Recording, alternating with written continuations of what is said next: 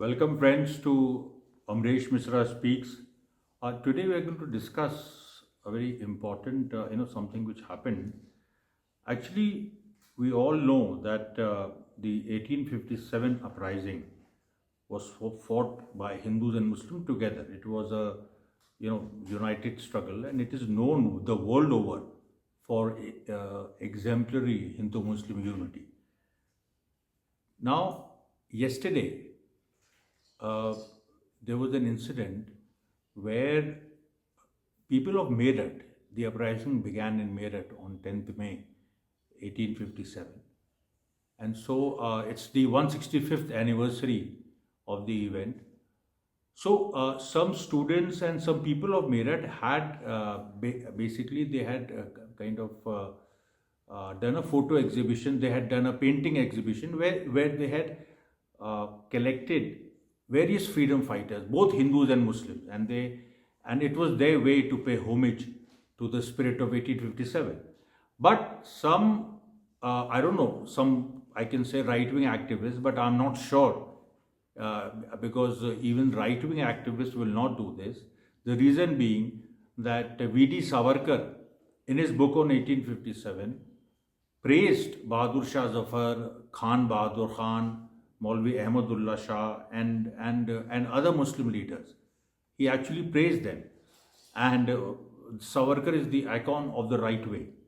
But what happened in Meerut was that in that whole exhibition, where there were names of various freedom fighters of 1857, like Mangal Pandey, Nana Sahab, Tatya Tope, Rani Lakshmi Bai, there was also, of course, Bahadur Shah Zafar, Khan Bahadur Khan.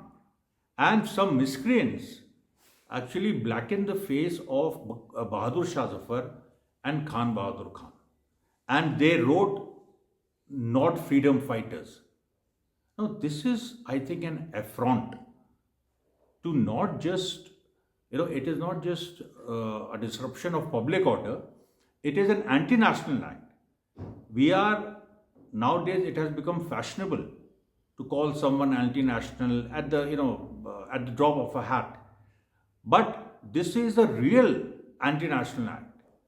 That you are trying to say that the Muslims who fought for India, for an independent India in 1857, they are not freedom fighters.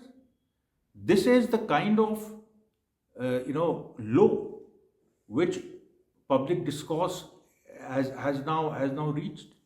I mean, one can understand a few people complaining about Muslim appeasement. One can understand, few people complaining about other things. But then when you start attacking the symbols of Indian nationhood, Bahadur Shah Zafar and Khan Bahadur Khan, both are symbols of Indian nationhood. Bahadur Shah Zafar, as you know, led the freedom struggle, 1857, India's first independence struggle in Delhi from the Red Fort. And Khan Bahadur Khan led 1857, India's first independence war in Bareilly, in all over Rohilkhand. And there are these farmans issued from Delhi and Bareilly where it is, where signed duly by Bahadur Shah Zafar and Khan Bahadur Khan, where they are openly, they are saying they are all exhorting Hindus and Muslim brothers in arms to rise against British rule. And how dare you call them, how dare you blacken their name, and how dare you say that they are not freedom fighters? And it is a slap in the face of UP administration, the UP government, that it is not taking any action. Till date, there has been no action on it. Now, you tell me, what is this? Once you start, you see, the entire way since 1992, Indian politics began to change. There was this communal angle which was introduced in Indian polity. At that time, during the days of L.K. Advani and Atal Bihari Vajpayee, now they used to attack Babur. But there was never a question mark on the patriotism of Bahadur Shah Zafar, Khan Bahadur Khan, or millions of Muslim fighters who fell fighting the British in 1857. Rani Lakshmi Bai, when she was taking her last stand, there were no Hindus with her. There was Jhalkari Bai, her maid, and there were 250 Pathan soldiers with her. When Tatya Tope was fighting, Prince Firoz Shah was with him. When Nana Sahab was fighting, Azimullah Khan was with him. You visit you can visit any city, any district in North India. You can visit Haryana in Hisar. On the one hand, you had Hukum Chand Jain. On the other hand, you had Ghulam Nabi.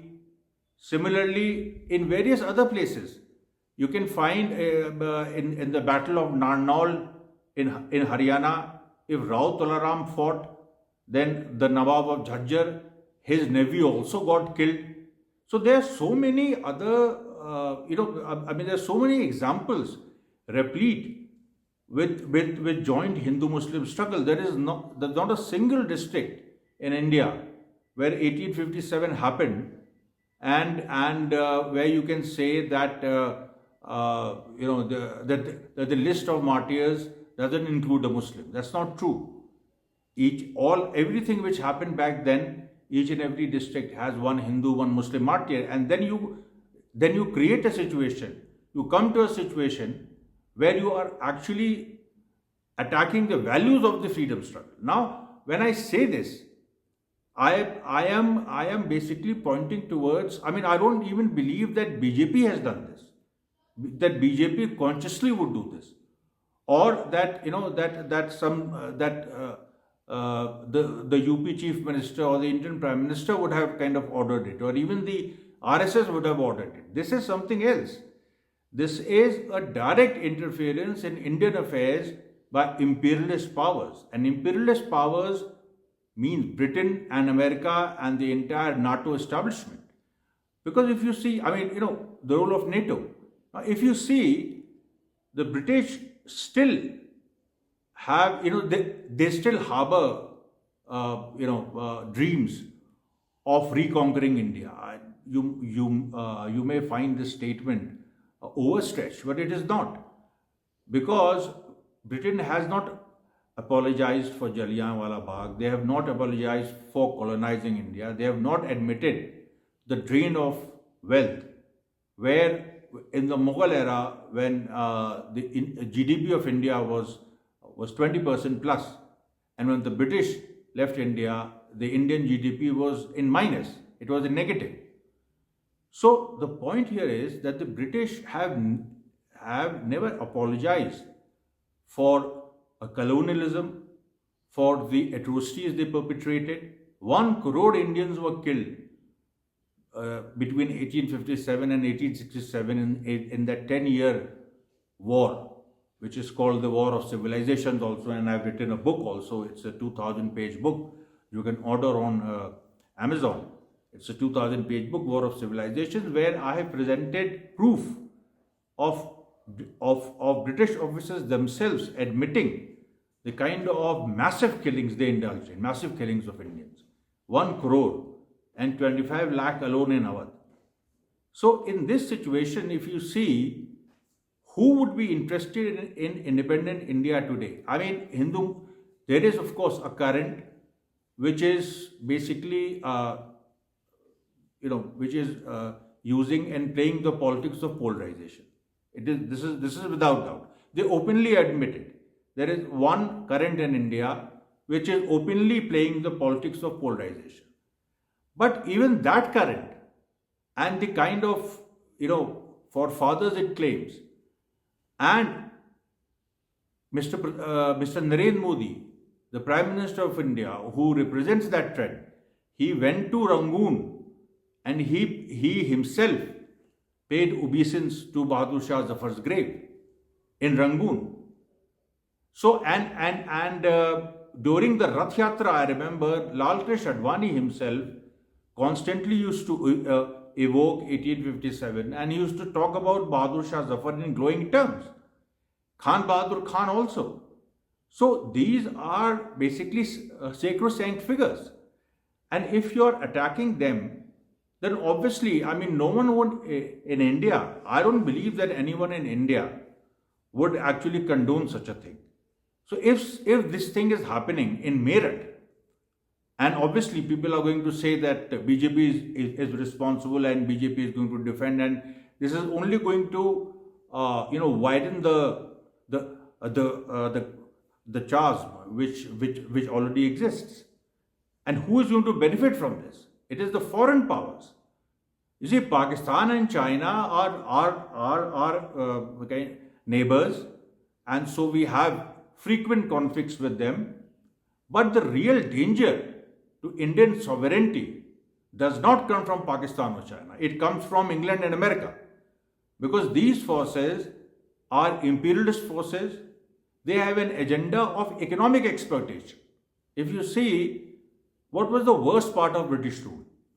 It was economic exploitation, the drain of wealth, systematic drain of wealth in trillions of dollars every year, systematically, in a systematic way from 1757 till 1947.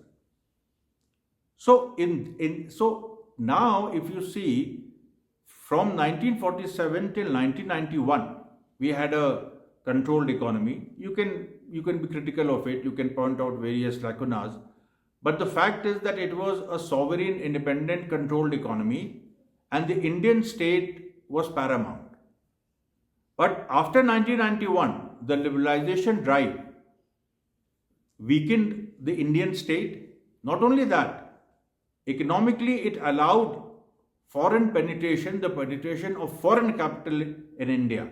Now, someone can justify, and someone can also say that foreign investment per se doesn't lead to subjugation. We have the example of China, where foreign investment has been going on since the late 70s, and Chinese state has only grown stronger. But that is because China has consciously privatized only 20% of its economy. 80% of its economy is still state-owned. In India, that is not the case. In India, we are constantly, we don't even have figures. We don't even know what percent of our economy has been privatized. The way industries are being, given away at throwaway prices, and all are,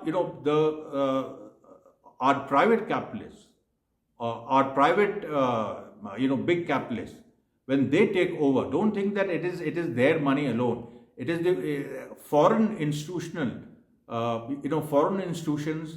and foreign institutional money is backing them. And these FIIs, which also play a major part in the stock market, most of them are located abroad, either in London or in New York or other capitals of the Western world. And these forces, somehow they want to continue this systematic exploitation of India, because for some time we were able to harness foreign capital for India's growth. We were able to blend, the two things. We were able to blend a partly open economy with growth.